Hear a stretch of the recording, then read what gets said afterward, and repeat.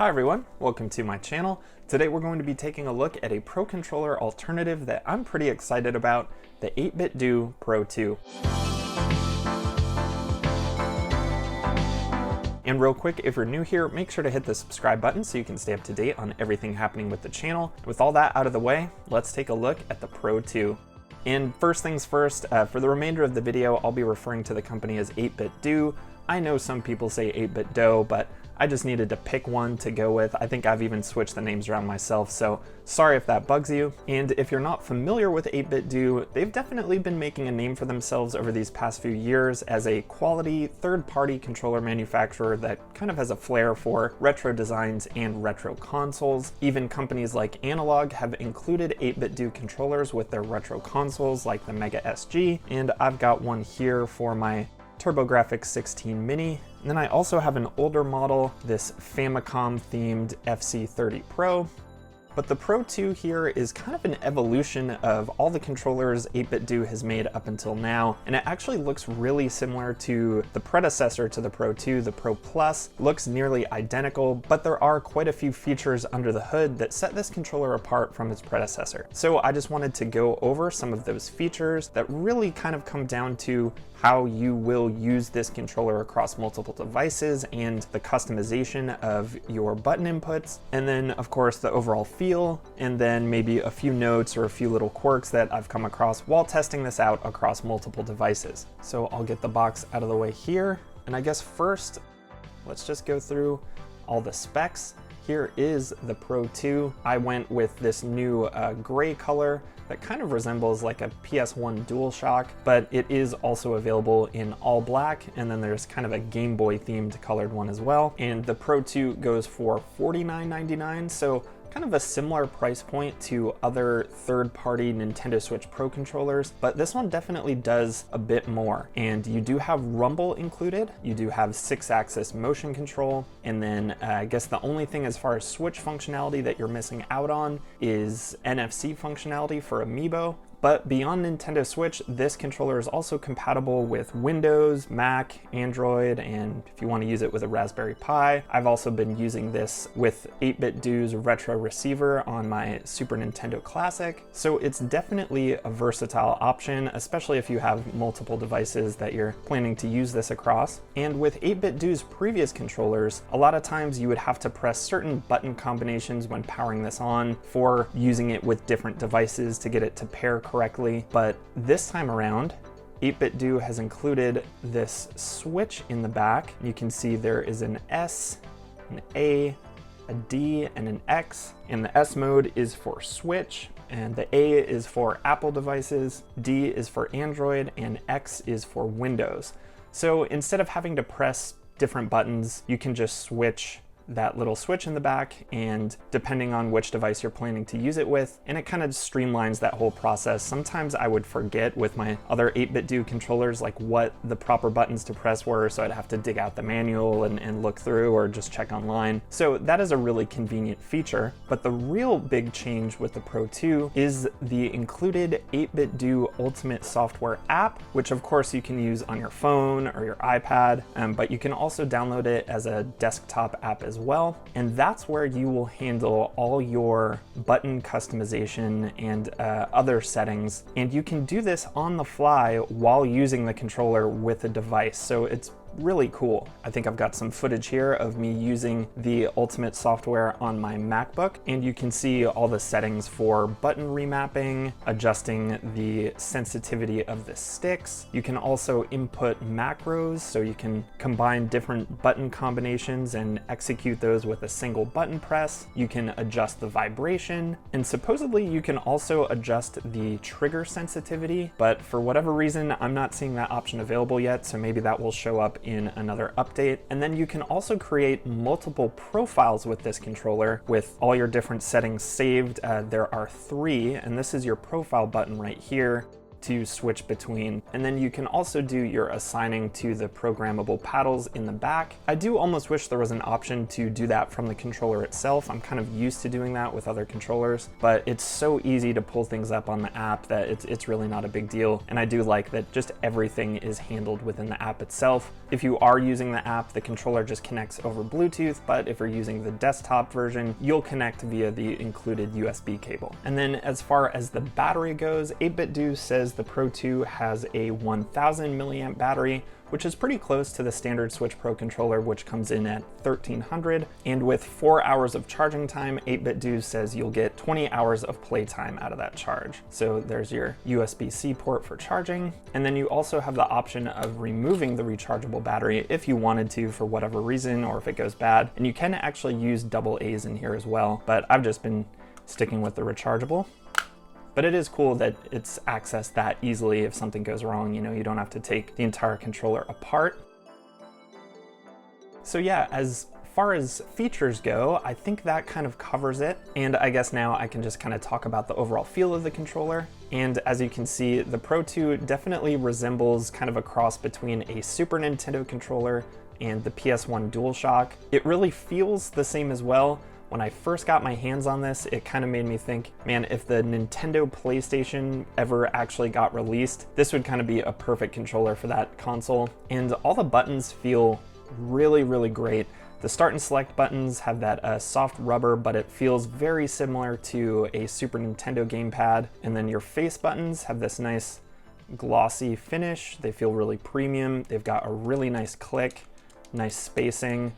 The D-pad is the real winner for me.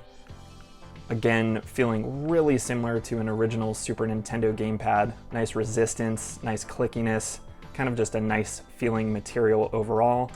Same thing with the L and R buttons, very similar to a Super Nintendo gamepad. I would say my least favorite buttons on the Pro 2 are the L2 and R2. They just kind of have a decent amount of travel and not a ton of resistance, so they kind of feel a little loose. I will be curious once I can finally adjust the trigger sensitivity in the app, how that feels. It won't adjust the actual resistance or range of the triggers in a physical way, but I just believe it'll make it engage with less travel. But so far they've worked just fine. I haven't like pressed these and had it not register. It's just kind of more of a tactile feel that I'm not a huge fan of. And then the mappable triggers on the back feel really good as well. Nice clickiness, nice resistance. I don't like when these are super loose because it kind of feels like you can press these accidentally just while you're gripping the controller.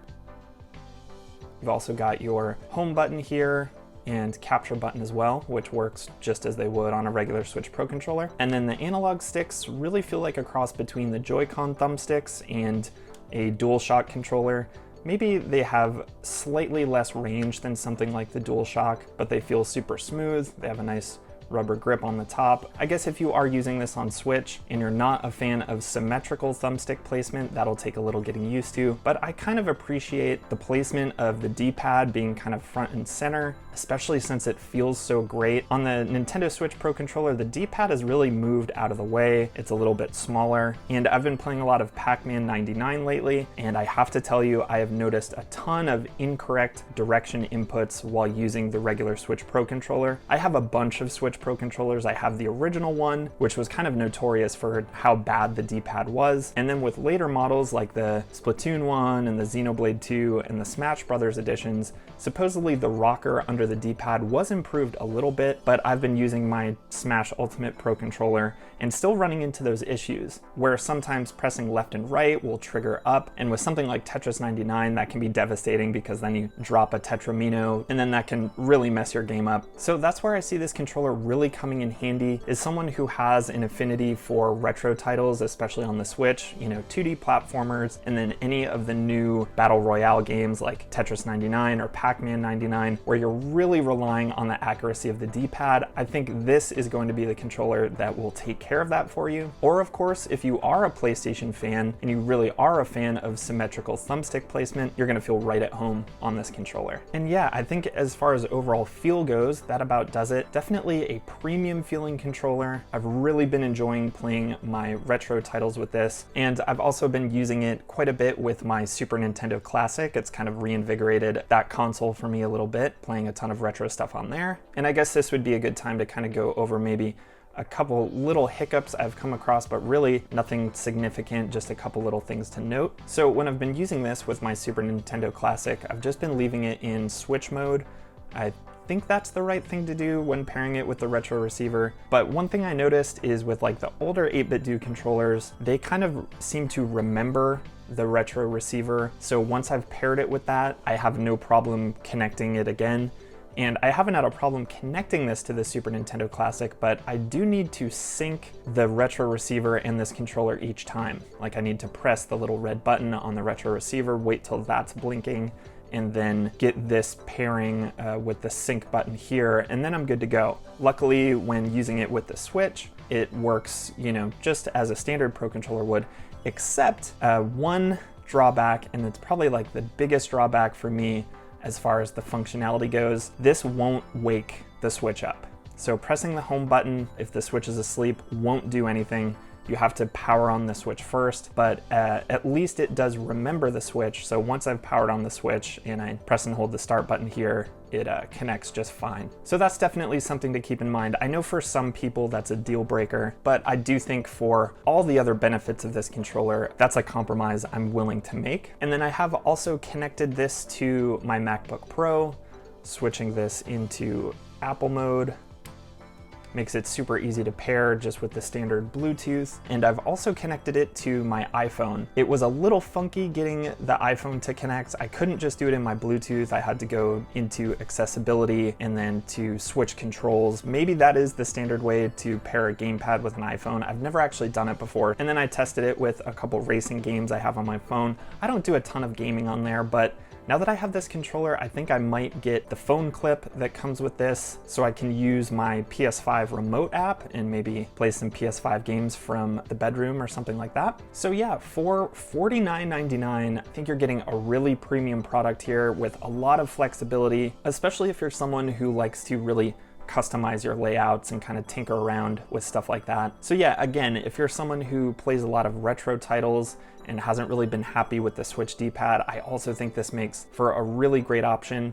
It's kind of tough for me to recommend other Pro controllers that come in at the same price over this one, just because it does so much more. You know, that being said, as long as the fact that it doesn't wake the Switch up, you know, as long as that's not a deal breaker for you. So yeah, really for me, that's kind of like the one little drawback here. And then I guess also the rumble is not HD, but I don't think Nintendo is letting anyone include HD rumble in their controllers other than themselves. So that's totally fine. The rumble still feels really good and you have full control over how strong it is. So that's a cool option. Really impressed with this controller. Love that I can use it across so many devices. And I also really like that 8BitDo has kind of streamlined the process for connecting it. And the app is really impressive to work with, especially since you can use it while connected to another device and make all those changes on the fly. So yeah, I think that's gonna do it. Enough rambling about this controller. If you wanna check out the Pro 2 for yourself, I will leave a link to it down in the description. Let me know what you think about this. Let me know if you've used other 8BitDo controllers in the past. Let me know how you pronounce 8BitDo. I'm sure there will be plenty of people letting me know that I'm wrong. So if you enjoyed the video, please give it a like on your way out and also consider subscribing. And until the next video, thanks so much for watching, and I'll see you next time.